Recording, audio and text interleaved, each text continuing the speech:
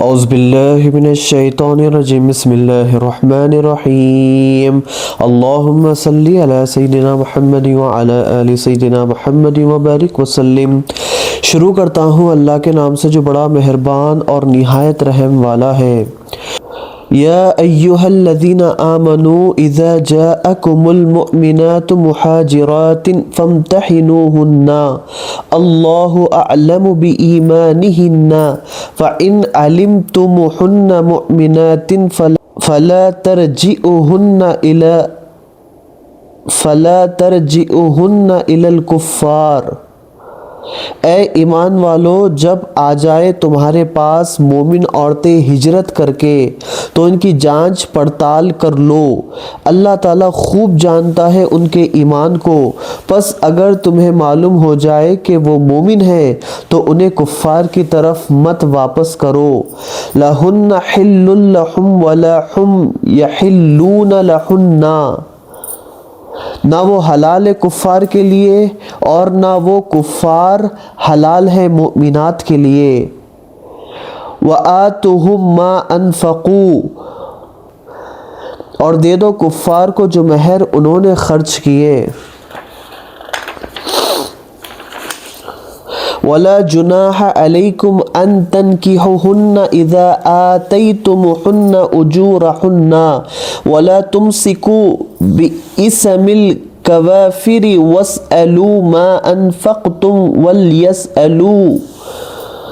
وليسألوا ما انفقوا ذالکم حکم اللہ یحکم بینکم واللہ علیم حکیم۔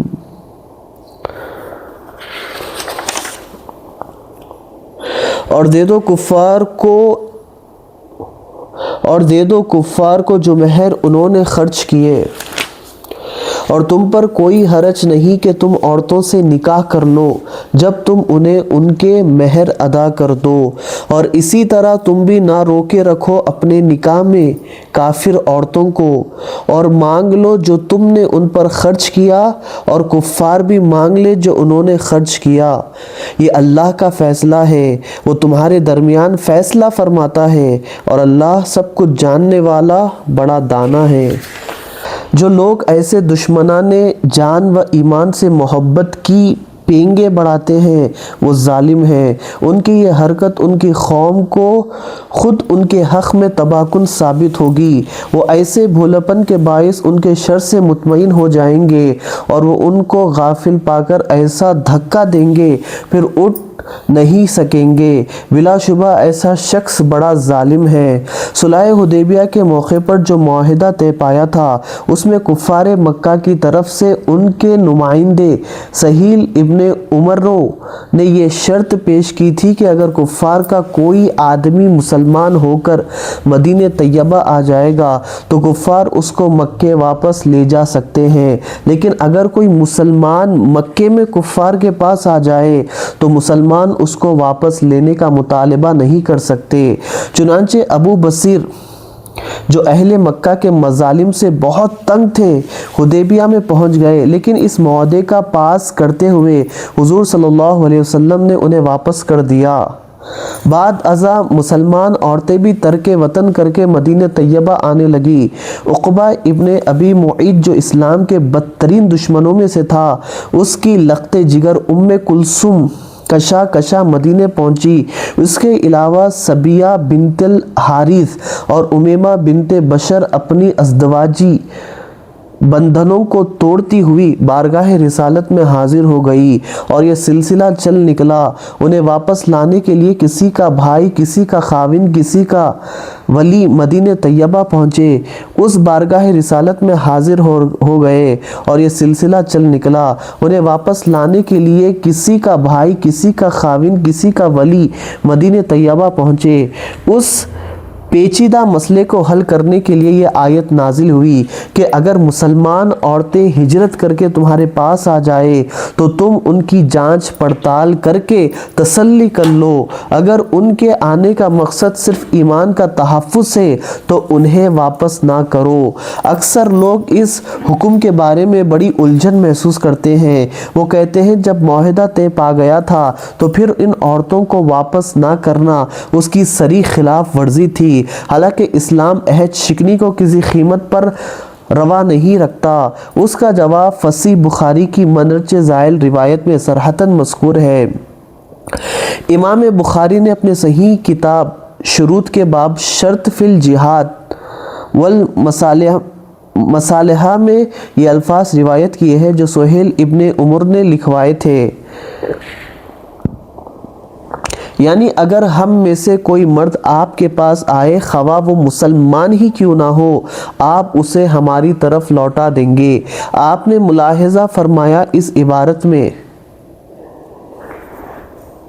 اللہ تعالیٰ کی حکمت ملاحظہ ہو کہ اس نے کفار کے نمائندے کی زبان سے ایسے الفاظ نکلوائے جن کی وجہ سے مہاجر خواتین کا مسئلہ کسی عہد شکنی یا نسخ و تعویل کا تکلف کیے بغیر حل ہو گیا۔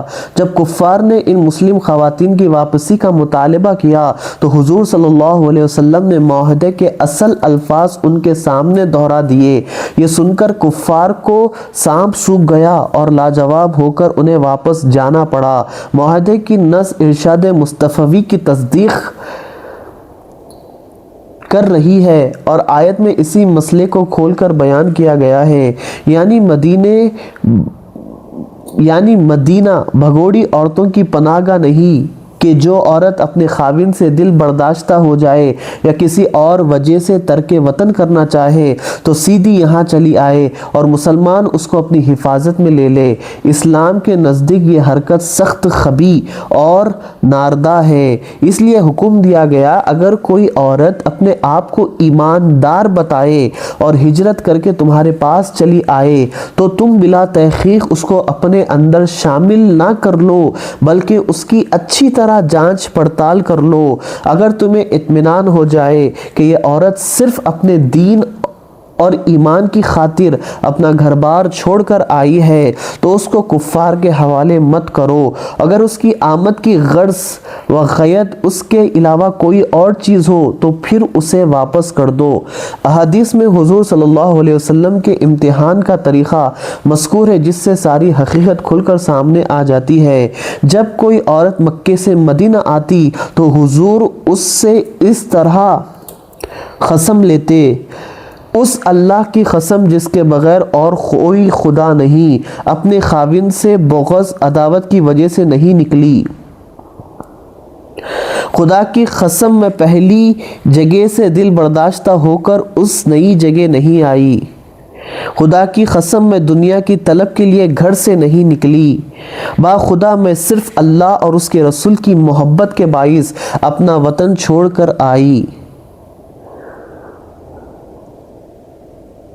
علم سے مراد غلبہ ظن اور حصول اطمینان ہے، کیونکہ ہمارے لیے اس کے دل کی حالت پر یقینی آگاہی حاصل کرنا ممکن نہیں۔ ایسی عورتوں کو کفار کے حوالے نہ کرنے کی وجہ بیان کی جا رہی ہے۔